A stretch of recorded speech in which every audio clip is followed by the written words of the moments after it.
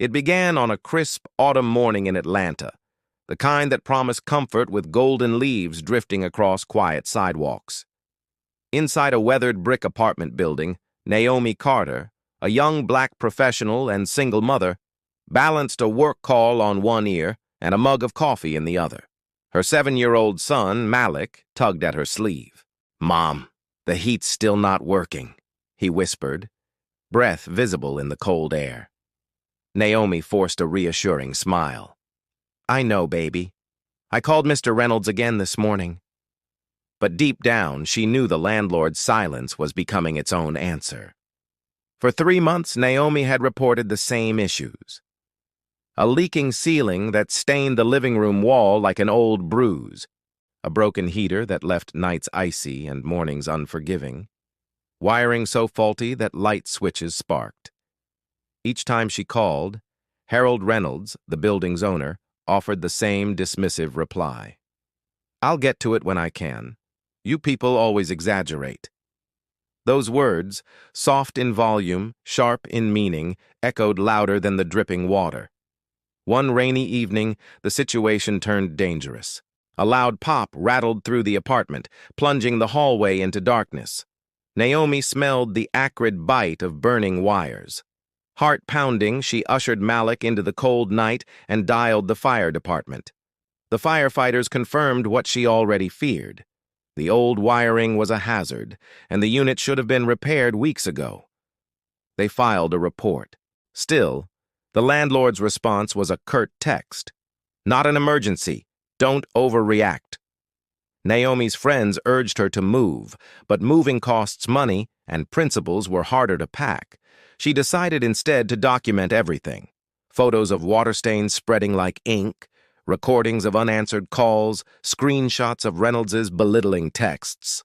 By day, she worked her marketing job. By night, she became her own investigator.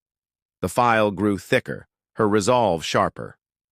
Weeks later, Naomi received a certified letter. Housing court had scheduled an inspection. No date given, only a warning. She almost didn't believe it. Someone at the city had heard her complaint.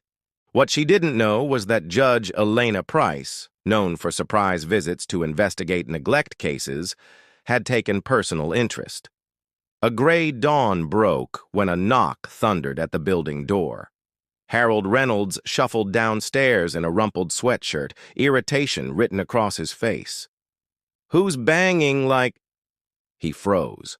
Standing there was Judge Price, flanked by a city housing inspector and a uniformed marshal. "Mr. Reynolds?" the judge asked coolly. "We're here to inspect Unit 3B. My visit is unannounced by design." Neighbors peeked through cracked doors as the entourage climbed the narrow stairwell. Naomi opened her door, surprise flashing across her face as she saw the entourage. Judge Price offered a warm nod. "Ms. Carter, thank you for your patience. May we come in?" Within minutes, the inspector's clipboard filled with violations, exposed wiring, black mold behind the leaking ceiling, a gas heater tagged unsafe. Judge Price's expression hardened with every discovery.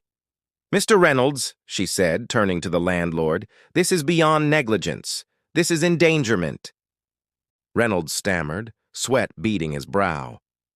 I was going to fix it." "Save it for the courtroom," the judge interrupted. News of the surprise inspection spread quickly. Tenants emerged from their apartments, emboldened. One elderly couple shared their own stories of ignored repairs.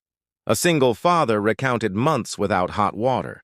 Each testimony deepened the judge's resolve.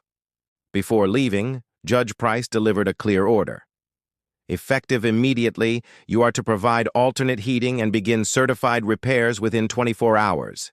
Failure to comply will result in fines and potential loss of your rental license." Her tone left no room for argument. In the days that followed, contractors arrived in a flurry, patching walls, replacing wiring, and installing a new heating system. For the first time in months, Naomi's apartment hummed with warmth and the quiet scent of fresh paint. A week later, court convened for the formal hearing. The gallery was filled with tenants, local reporters, and housing advocates. Naomi sat calmly as Judge Price reviewed the evidence. Photos, reports, testimonies. When Reynolds attempted excuses about financial strain, the judge cut through them with surgical precision. Property ownership is a privilege, not a license for neglect, she declared.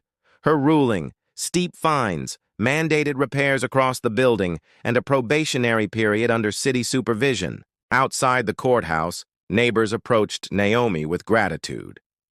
"Because of you, things will finally change," one said, clasping her hands.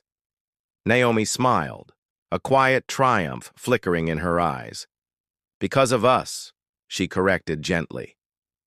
As the evening sun bathed the courthouse steps in gold, she pulled her coat tighter, not from cold, but from a newfound warmth, the power of community, documentation, and a system that, for once, had worked.